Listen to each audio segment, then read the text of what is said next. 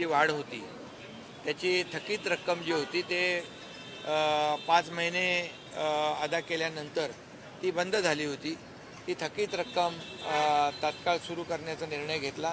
त्याप्रमाणे शासनाकडून 65 कोटी रुपये त्याच्यासाठी देण्याचा निर्णय घेतलेला आहे। आणि त्याचबरोबर सानुग्रह अनुदान जो आहे 6,000 रुपये तो देखील दरवर्षीप्रमाणे त्यांना देण्याचा निर्णय बैठकीमध्ये झाला। आणि त्याचबरोबर त्यासाठी जवळपास 51 कोटी रुपये लागतील।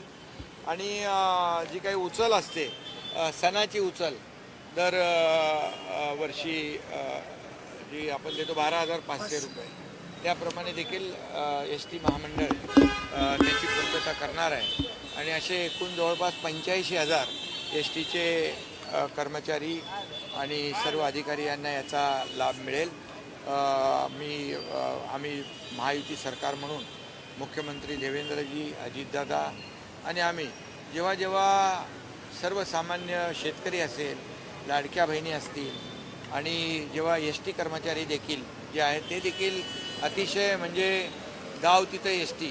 अतिशय म्हणजे जिथं अगदी रस्ता नाही चांगला तिथं देखील ही एस.टी. पोहोचते आणि आपल्या सर्वसामान्य गोरगरीब महाराष्ट्रातल्या जनतेला सेवा देत असते। त्यामुळे दिवाळीमध्ये देखील एस.टी. कर्मचारी जो आहे तो कधी दुःखी कष्टी होऊ नये याचा देखील विचार सरकारने केलेला आहे। आणि त्याचबरोबर मंत्री प्रताप सरनाईक यांनी देखील अनेक योजना ज्या या ठिकाणी सुरू केलेल्या आहेत त्यांच्या मंत्रिपदाची जबाबदारी घेतल्यानंतर।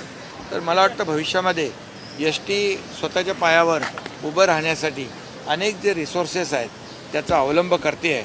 आणि भविष्यामध्ये एस.टी.